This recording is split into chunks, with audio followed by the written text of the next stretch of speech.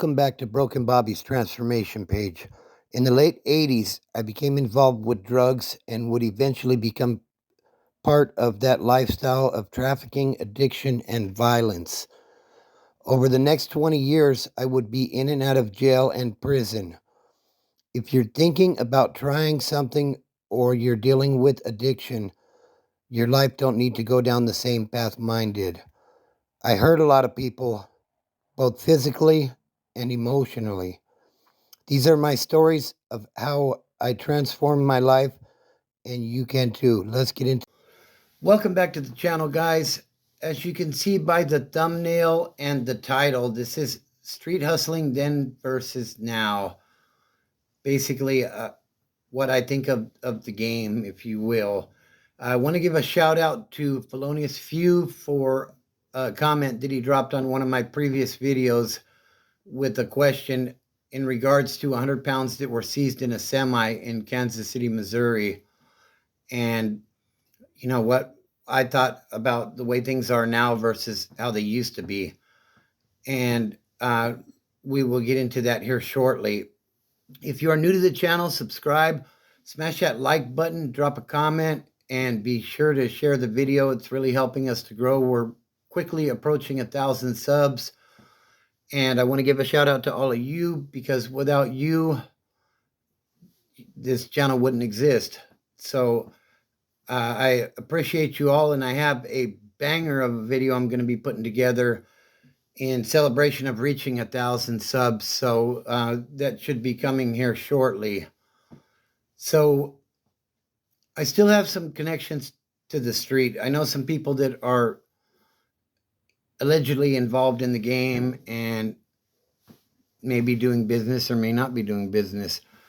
But from what I've been able to gather about what it's like out there is prices are really cheap due to the market being flooded. There is so much illegal narcotics floating around that it's absolutely insane. And, you know, that's keeping the prices very cheap.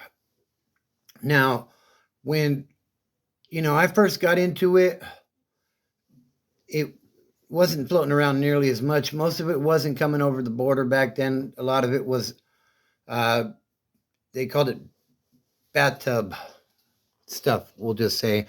You know, I have to watch what I say on YouTube because there's certain words that they don't like. And basically it was the Folgers crystals before they were crystals, if you know what I'm saying. It would really crank you up, you know? So, yeah, back then, you know, there wasn't that much of it around, and the prices were high and the penalties were high, but you know, that's just what it was. That's what we were doing back then. Like I said, nowadays, you know, there's just so much of it that there's been numerous busts just recently within the last 6 to 8 months of 20 pounds or more just in my area. And the market's not drying up.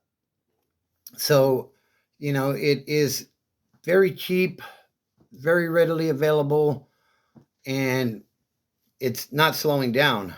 And that was something, like I said, when, you know, I was in the game, if somebody got busted with a couple of P's, like the market would almost instantly dry up and a lot of people wouldn't have it. You'd have to go, you know, your main guy wouldn't have it. So you'd have to try somebody else and maybe somebody else. And, you know, sometimes you couldn't find it at all. And if you did find it, it was very expensive.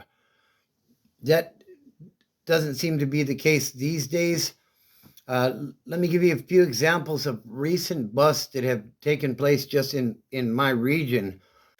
There was a 2-year investigation dubbed Operation Smoke Jumpers that found like 600,000 fentanyl pills. I think it was 17 kilograms.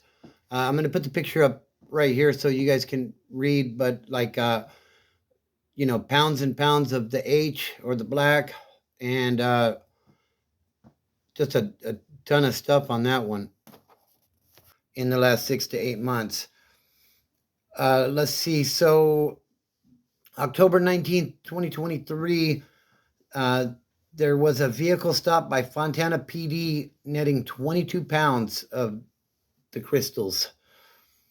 After, let's see, March 20th, there were several raids that were done in the Inland Empire, and that netted 600 pounds of the crystals, along with assault weapons and a lot of cash. March 23rd, just recently, another Fontana PD vehicle stop netted another 25 pounds. And June 14th of 2023, San Bernardino PD made a vehicle stop for no tags on a, no registration on a vehicle, basically. And then they found out the driver didn't have a license or insurance. Upon doing the vehicle inspection, they found 20 pounds of the crystals. And the funny thing is, on that article, they put a street value on those 20 pounds at $20,000. Now, if you're not familiar with how it used to be, if somebody got caught with 20 pounds, they'd put like a $300,000 street value on that. Because in my day, a P of some quality stuff probably run you about $7,000. You could get a quarter pound, like maybe 1,800, maybe a little less if you had a good connection, but it was really expensive. And that was under normal conditions, not when somebody had been busted and things started drying up. But like I said, back in the 80s, everybody was cooking their own. It seemed like, and there still wasn't nearly as much as there is in the streets these days. And back then, if you got popped for manufacturing, like, you could get 20 years in prison for that. I would say the biggest contrast from then till now is the amount of people that are telling. Back when I was out there hustling in the streets, it was very rare that somebody would drop a dime or snitch, basically, on somebody. People understood the rules, I guess you would say. And nowadays, in comparison, if you look at the California Department of Corrections, more than half of the yards are PC or SNY, sensitive needs yards, which basically is protective custody, because they either told on somebody, or they have some weirdo charges, or they just couldn't make it on the main line with the general population. And for whatever reason that may be. In fact, I've heard stories of inmates arriving in reception in the California Department of Corrections and just, rolling it up and going to PC right from R&R, which is receiving and release. So it's the first place you see when you go to prison. And so I heard a story where there's a bell, and when they get somebody to lock it up and go to the other side, they ring that bell, and it's almost like a joyous event for the COs.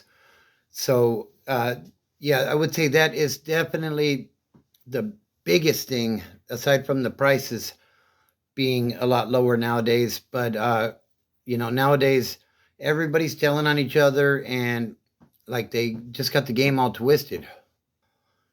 So, now everything is being transported in tractor trailers and being brought up over the border. I think there was just a bust a couple of days ago, too. I didn't see the article on that one, but I seen something where they were bringing it up in tractor trailers somewhere in the Southern California or maybe Central Valley area, where they were bringing up really large quantities as well.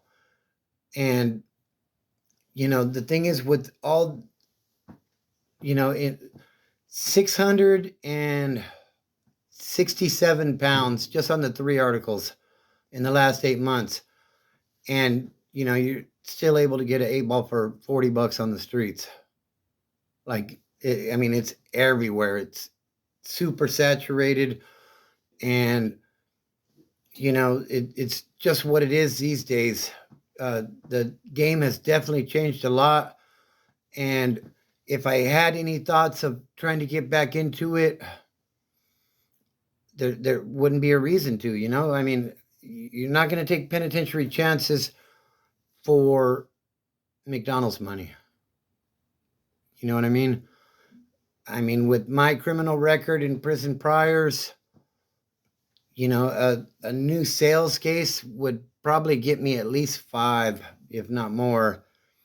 And, to sell a $40 eight ball, you got me fucked up on that one.